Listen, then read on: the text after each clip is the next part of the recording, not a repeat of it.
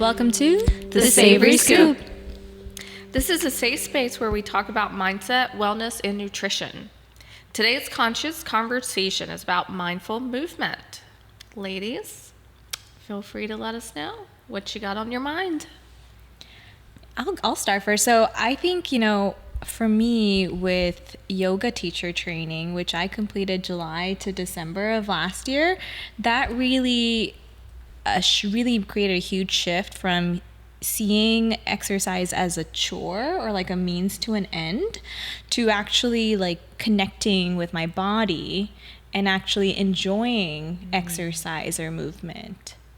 That was my outlook before I got into becoming more mindful about the exercise or the movement. So it was like, well, I got to get my exercise in, I got to do it. It's a chore. And then I actually started to really enjoy it more when I realized it's me really connecting to my body, seeing what it can accomplish. So I like that. I think a lot of mindful movement is meeting yourself where you're at, especially in yoga, right? Not comparing or judging yourself, just meeting yourself where you're at, and just that's really big, because when you are mindful, I think you can really appreciate what your body's capable of, and also still appreciate that there are certain limitations. You might not be able to do, like I can't do a handstand, but I can do a headstand when I used to not be able to, and really, it's that appreciation for my body, I think, is the biggest thing that I kind of gained from yoga teacher training and just kind of being more mindful about what I'm doing. That makes complete sense to me, because it's just about bringing mindfulness to movement, right? And none of us are taught that. We're just very robotic in our movement, right? We wake up, brush our teeth, get ready, get our kids ready if we have kids, drop them off to school, go to work. It's all movement, right? And then you get there and then you're robotic in your workplace, do what you need to do, get back in the car, moving again, right? Come back, pick up the kids, come back, make dinner, take a shower, go to sleep, start the whole thing over. And so we're moving like throughout the day. And yoga teacher training, same here. For me, it was mindfulness. I started in mindfulness meditation, and then I started meeting yoga teachers and went down that path. But meditation is or Buddhism, Buddhist teachings, all of that helped me realize that we can bring mindfulness throughout the day, no matter, even when we're driving. Yeah. That's just being aware of the steering wheel in your hands, the sight, like the traffic in front of you, just becoming aware of that and being present with that. Yes. And one of my favorite yogasana or yoga pose is balasana, which is child's pose. So child's pose, you're kneeling and you can have your hands over the head or you can have them by your side. And if you stay in that pose and you inhale and exhale, with that inhalation, you can really feel the back body expanding. And, we don't pay attention to that typically until you come into this type of field, like either yoga or, meditation, body scan meditation. And when that back body expands, and then when you exhale, the back body kind of collapses and you're more relaxed into the mat. That movement of the breath is constantly happening in our body. Yeah. Right? So it's staying present to that even. So for me, I don't see mindful movement as just on the yoga mat, right? Yeah, Exercise. absolutely. It's so many things. It's so many things. It can be, really to me, it's about being present in your body. Yes. Being awareness, right? It could be from you just being mindful of your posture, certain ways you stand. How is that affecting your hips? Yes. Do you have pain in one side of your hip? Like tuning in, shifting, making shifts for mindful movement. It's breathing. That's movement. It's awareness and presence. not judging, not comparing yourself, accepting yourself as you are, Yeah. but being more mindful about how you can make shifts to be better, Right. and more comfortable. Absolutely. And from an exercise perspective also, it's, knowing what to do when, Yeah. right? So when you are, as women, we have our cycles, we have our hormonal fluctuation. So it's becoming mindful of, okay, how do I want to move today? Right? Yeah. Maybe I want to take a HIIT class today, or maybe I just need restorative yoga today. So yeah, it's becoming aware of that. It all comes back to, just being in tune with the body. And that takes practice. It really is just practice. Definitely. I recently got back into dance. I love to move. I'm a very flowy mover. I love yoga because it's very free and flowy. Well, I reunited with a girlfriend of mine. We grew up together, and she wanted to do a dance class. So we decided we were going to do ballet. I was like, it was so restrictive for me, and I realized, like, I was mindful that my body it's not comfortable for me to move that way. So I emailed the directors and I was like, can I get into tap, please? I love tap. That's how my body moves. It brings me pleasure to be flowy and moving and not so rigid. And so, that was a shift that I made because I was aware that I wasn't, creating pleasure for me to be in ballet and be so rigid as it might for somebody else. Absolutely. Yeah. That kind of reminds me of masculine and feminine energy, right? Masculine is like so controlled, goal oriented, the doing within a structure, and the feminine energy is that flowing, nurturing, creative, intuitive yeah. movement. Yeah. Yeah, Yeah, definitely. I feel, I think there are benefits to, whether it's like the way you're going through your day or whether you're on the mat or in the gym. At the end of the day, it's still the benefits of mindfulness in general, right? So like from the medical standpoint, that helps reduce your stress and anxiety. The more you're in the moment, whether you're walking, you're sitting, or you're tap dancing, right? The more you're in the moment, and also that really helps your stress hormones like cortisol to go down. The other thing too, when we're talking about this with regards to exercise, is knowing, like noticing, observing discomfort or strain before it becomes like an outright injury, right? So if we're just kind of, I'm just gonna push through and just gonna do it without being mindful about it, we might not notice when our body is not really liking something, right? And so it can really help to reduce that risk of injury when you're being mindful in the gym and whatnot. So yeah, and also with proper form and alignment. If you're being mindful, you're going to be able to really also target the right muscles too, right?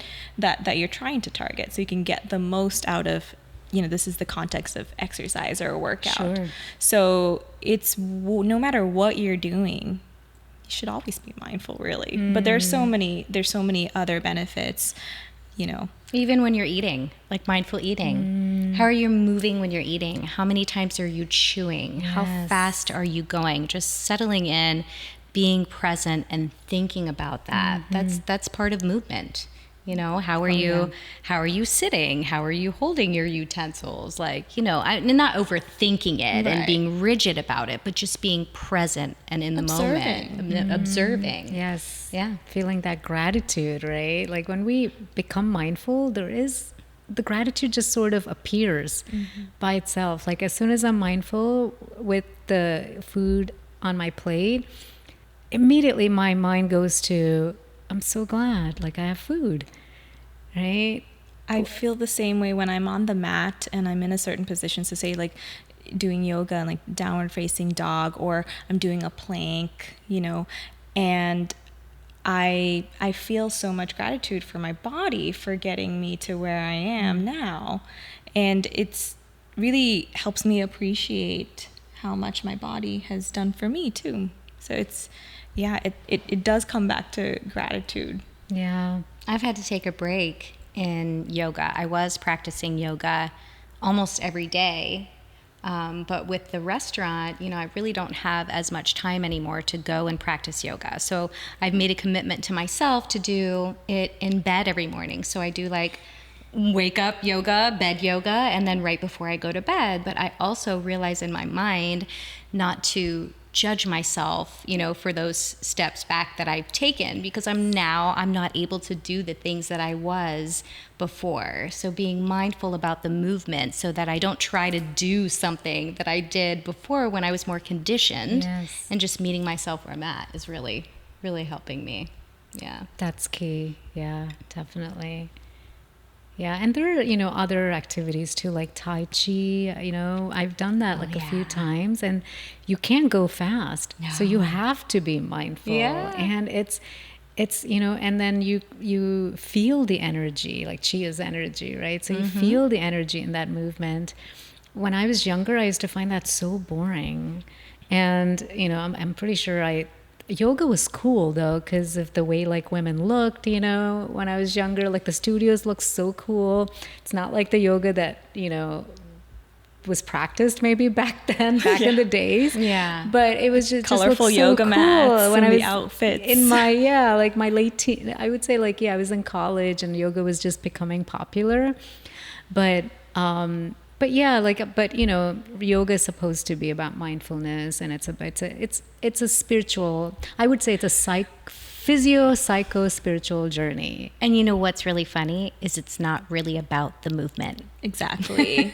It's Isn't that literally, yeah. it's just the mindfulness. Yeah. It's the observation, the awareness. Yeah. Yeah, that reminded me of what you said, reminded me of walking meditation too. You're walking just to walk.